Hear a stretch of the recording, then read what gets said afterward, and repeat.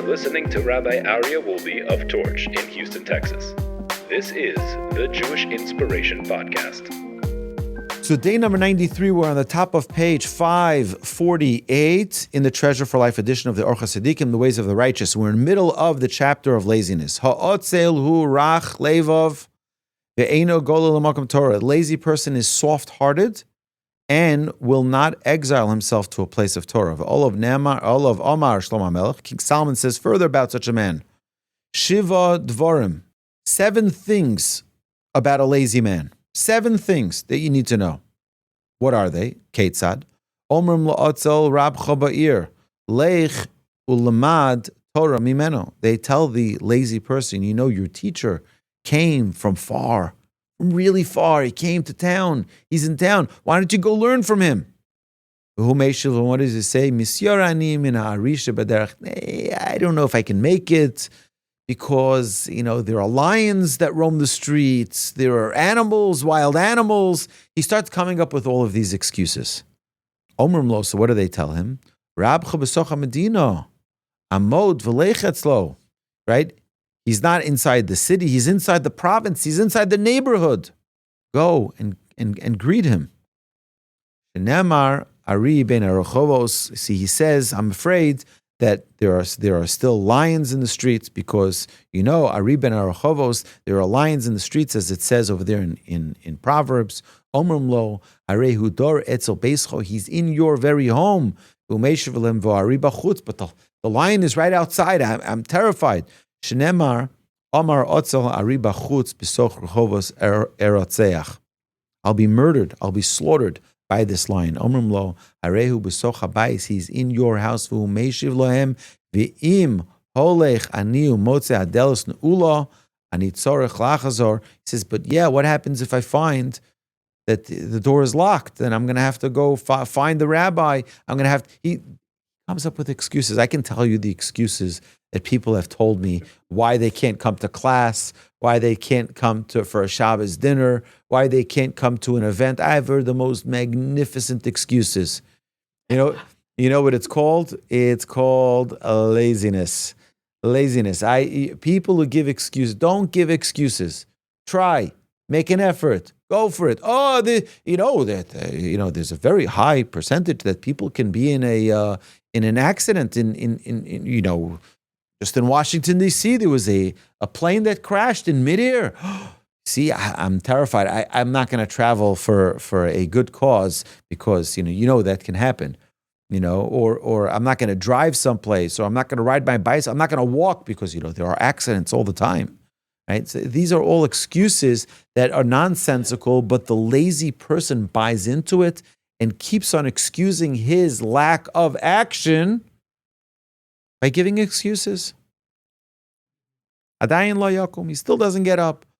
Shenemar adelis tisov al tzira ve'otzel al mitasi. He says the door is swinging on its hinges, meaning the door is wide open. You can go and you can get it. You can accomplish.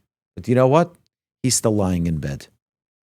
Losov shelo hayu yodea malahoshiv amar lehem imadelos pesucha onuula mivakashni lishon od me'at. What does he say? He says, I don't care if the door's open, if the door's closed, if the rabbi's here, if the rabbi's there. Just give me a minute to sleep. I just want some rest. I just want to relax a little bit. And that's the big mistake, that someone who starts being lazy gets lazier. Someone who starts getting active gets more active. It's a cycle that follows itself. We manifest our will. And when we want to accomplish, we suddenly are able to accomplish. We set out a good vibe out there in the world that allows it to happen. I just want to sleep a little more, as the verse says, how long will you sleep, you lazy man? When will you rise from your sleep?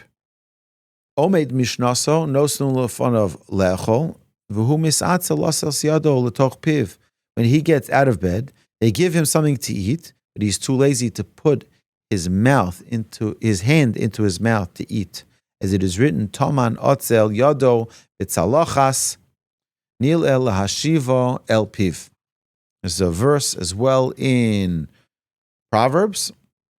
The lazy man buries his hand in the dish, but he is too weary to return it to his mouth. You already have it. The idea is that this is a metaphor, not for the food, but for life. How many times we have the opportunity, we have the ability. I'll give you an example. How many times in the history of mankind were people limited from studying Torah because they didn't have access to Torah? They didn't have access because they didn't have books. There wasn't a printing press like we have today. They didn't have access. So you know what we have in the 21st century? We have access. We have a lot of access. You go on ArtScroll.com, you can go, but you know what? You don't need to buy it. I can't afford it. I can't afford it. Don't buy it. You can get everything free online today. You can go, there are dozens of websites that offer, you can see Torah pages, the Daf Yomi, for example. There are hundreds and hundreds of websites where you can see the teachings of the Daf Yomi. You can watch the video on YouTube. You can watch the video on, the All Daf app. They have apps for it. So what's the excuse now? Nah, I can't. It's like, it used to be you had to travel to your rabbi. It used to be you had to learn it from a book. There was maybe one in a town. It used to be you had to buy the book. It used to be you had to log online and pay for it. Now we have none of those excuses. You don't have to pay. It's all free. We have over 5,000 titles of Torch videos online, on YouTube. 5,000 titles. You have podcasts today. It's all free. So what's the excuse for people to be ignorant in their Judaism? There's really no excuse. But we're living in a lazy world. We're living in a lazy world where King Solomon is saying his hand is on the food, but he's too lazy to put it into his mouth. What is that? We have our phones, we have our devices. You can have Torah scrolling on your phone all day. You can have classes listening with your earbuds while you jog. I love that one of our students always keeps on telling me, she says, Rabbi, do you know where we were today? Today, we were on the bayou walking and we went shopping together and we walked the dog together and we folded the laundry together. Me? What do you mean? I have no idea what you're talking about. I didn't do any of those things. No. I was listening to your class while I was doing those things. That's a maximizing of our time, maximizing of our life. Here, the author is telling us that it's so easy if someone is lazy, they have their hand with their food in their hand, they're just too lazy to put it into their mouth. We have the device, we can just click play, and we're just not putting it we're not consuming it. This is a real big challenge. And so these are 7 different layers that we've discussed. The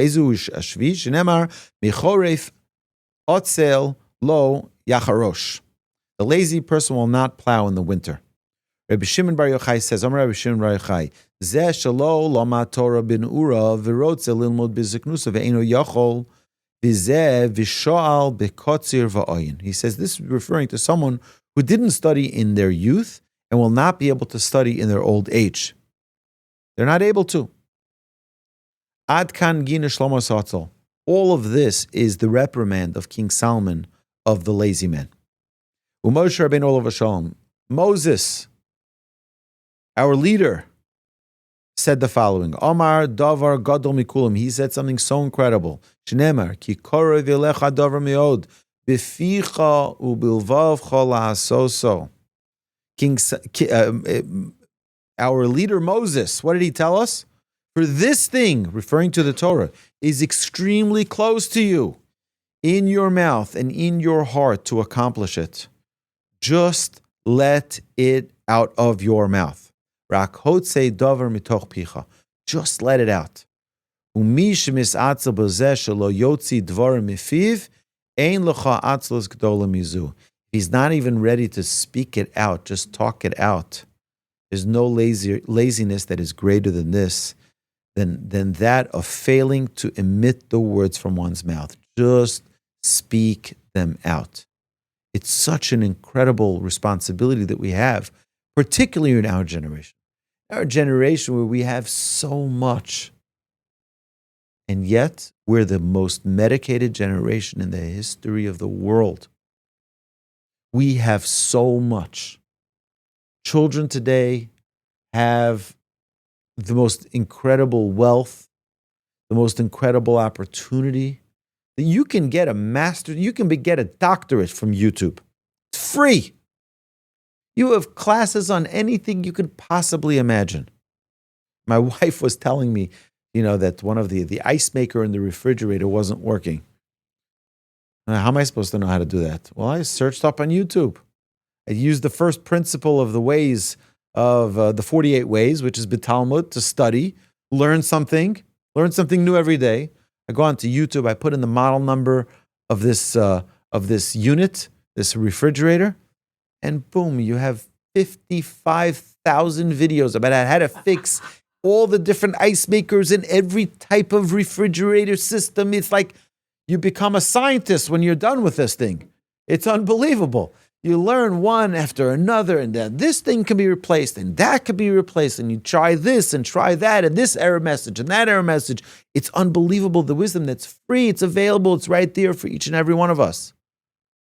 It's there, it's right by our fingertips, literally by our fingertips, like Solomon tells us. But are we willing to just take it from our fingertips and actualize it? And Moses, our great leader, he says, so anything you want to accomplish, you need two components: mouth, heart. Okay? Desire and action. Just do it. You know how to become a great scholar? You think it's to go to a great seminary, to go to a great yeshiva. That's how I'm going to become a Torah scholar. No. You know how you become a great Torah scholar? Just sit and learn. Just sit and learn, you become a great scholar. That's how you become a great scholar. YouTube can help. But that's it. You just sit down and learn. Open up a book, take a chumash, take any book, open it up, and just start learning. That's it. It's nothing more complicated. I remember in yeshiva they used to say this. Guys had this desire to be the greatest scholar in the world, to be the greatest, the leader of the Jewish people. Every child grows up with some dreams. Some kids in the United States grew up back in my days. They woke up every morning dreaming that they're going to be the next Michael Jordan. The problem is the nice Jewish boy is only 5'4". That's not going to help, right? But everybody has a dream. I remember when I was in yeshiva in Israel, I was young boys, 13, 14, 15, 16-year-olds. I want to be a great Torah scholar. You know what the rabbi used to say? You know how you become a great Torah scholar? You think it's lineage? No. You think it is getting blessings from rabbis? No. You think it's going and getting these amulets and these great Kabbalistic? No, none of that is going to help. Sit and learn. I remember this. My grandfather would field questions all the time. People would come to the house and ask questions. I remember as clear as day that people would knock when I was there for lunch with my grandfather many, many times. People would knock on the door, and I would go open the door. Yes, so I can help you. Okay, is the rabbi available? What do you need? He says, well, my son is here. It's bar mitzvah today. I want him to get a blessing. So I had to go to my grandfather into the kitchen while he's eating. Someone's here for a blessing. Their son has a bar mitzvah tonight. So my grandfather would come to the door. He'd get up. It was a whole process. It was an elderly man already. And he would come to the door and he would look at them and give them a beautiful smile and say, yeah, mazel tov. How can I help you? They're like, this young boy, he's turning 13 tonight. It's his bar mitzvah. He wants a blessing. So my grandfather would turn to the boy and say, what would you like a blessing for? He says, to be a real great scholar. You want to be a great scholar? Sit and learn. Sit and learn. You want a blessing for that? There's no blessing for that. Blessing's not going to help. You got to do action. Action, action, action. You have to commit yourself to action. Open up the book and start learning. That's how you become a scholar. And I'm telling you, when you start learning and it's fresh to you, so it's like it's all green and you don't know what you're doing yet and you don't understand everything yet, but suddenly, it could be a week or two or a month or two or a year or two, suddenly you have an epiphany. 1 second, I learned that there and I learned that there and I learned that there. You start connecting all the pieces and suddenly it becomes from a one-dimensional to two-dimensional to three-dimensional to four-dimensional, suddenly you're living in this world of Torah because you've continued to amass more and more and more knowledge. I remember when I went to the former Soviet Union and I was on a mission to learn to speak Russian. I remember when the plane landed in Borispol Airport in Kiev. The first time I was there, I remember I turned to myself, I turned aside and I said, okay, I speak 3 languages now. I speak Hebrew, English, and Yiddish. I'm erasing them from my memory for the next month. For the next month, I'm not speaking any English, Hebrew, or Yiddish. I'm just going to speak Russian. The problem is I don't know any words in Russian. So here's what I did. I went over to the guy sitting next to me. I said, how do you say, what is this? What is this? So he told me how to say it. Что это? Right? What is this? So I would go over to the kids and I would say, Что это? And they would tell me what it is and I would write it down. And I would say, Что это? And I would like each thing, and you're like, what is this? What is this? What is this? And I started collecting like 1,500 words, 2,000 words. And then I used the languages that I knew, like Yiddish, mostly matching Yiddish and a little bit of Hebrew. You have a lot less consonants in those languages. And I was able to put together sentences, and I was able to put together with proper grammar because it fits better than you would with English. Trying to go to Russian from English is more difficult than going to Russian from Hebrew, Yiddish, or Hebrew or Yiddish. Either way, but you have to put together a whole pile of words, and now you can start making sense of them. The problem is if you just take 10 words, okay, so you see, I don't speak Russian, I'm out, goodbye, never going to work. You have to fill in that tank as much as possible. So when we're trying to accomplish in our study of Torah, learn more and more and more and more, and it will suddenly become from 1 dimension to 2 dimension, to 3 dimension, to 4 dimension, and suddenly it's a really rich tapestry, and we're suddenly living in a world of Torah. Ad kan gina shlomo. Okay, so this is what King Solomon said, and this is what Moses teaches us. See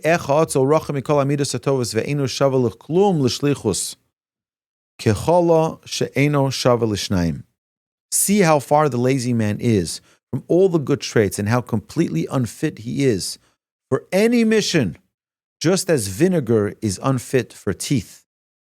As it is written, as vinegar to the teeth and smoke to the eyes. Kain ha'otzel l'sholchav. So is a lazy person to those who send him.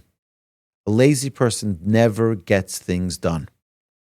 And Tavas Otzel, the verse also states, Tavas Otzel timisenu ki me'anu yodov lasos.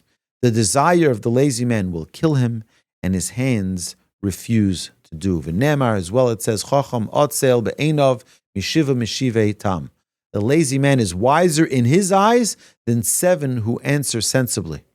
Perusho shel zeh pasuk kachu. You want to understand how to understand this verse in Proverbs? Melech sheyesh lo rotzim ushluchim harbe. A king has many couriers and emissaries who all perform missions for the king and also submitted a report to him upon returning from their missions. It's almost like the federal government. Right? They report the 5 things they accomplished last week. V'asu kulam shlichuso shel melech. They fulfilled their tasks. V'gam eshivu dvar hamelech kishechazu mishlichusam. They report on exactly what they accomplished. Ve'echad me'avdei hamelech hoye ish otzel. And one of the king's servants was a lazy man. Umarim lomar cholani. And he always says, I'm ill, I'm sick, v'noch, v'ochel mishulchan hamelech, and he rests and he eats from the king's table. Kishuro chaverov yigei mitorach haderech, when he sees that his friends are coming back all tired from running and carrying out the king's decrees, machzik atzmo chocham be'enov mikol chaverov ushtusu biyado. So he makes believe that he's wiser than all of them. But this is foolishness. For it is written, Dichsiv, Choziso ish mohir b'malachto lifnei melochim yisyatzov. Have you seen a man quick in his work? He shall stand before kings. Here, too, the king will reward those wise ones who did his bidding and will pay no attention to the lazy one. In summary, the lazy man is fit neither for this world nor for the next world. Why?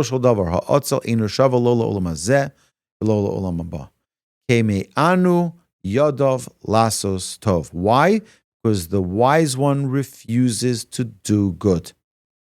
The wise one refuses to do good. And the truth is that this is the tragedy of laziness. A lazy person just doesn't get things done. And a person can train themselves to be unlazy. And a person can train themselves to be lazy. A person who's always relaxing and always this, he doesn't want to get it done. I'll get it done tomorrow. I'll get it done next week. I'll be pushing it off, procrastinating. It's laziness. Someone who trains themselves. Now, work, let's go, get up, jump out of bed, got a date day ahead, run to shul, run back, do this, do that. This is really important for a person to really invest time and focus in unlazying ourselves and being proactive in getting work done. So this concludes day number 93. You've been listening to Rabbi Aryeh Wolbe on a podcast produced by Torch, the Torah Outreach Resource Center of Houston. Please help sponsor an episode so we can continue to produce more quality Jewish content for our listeners around the globe. Please visit torchweb.org to donate and partner with us on this incredible endeavor.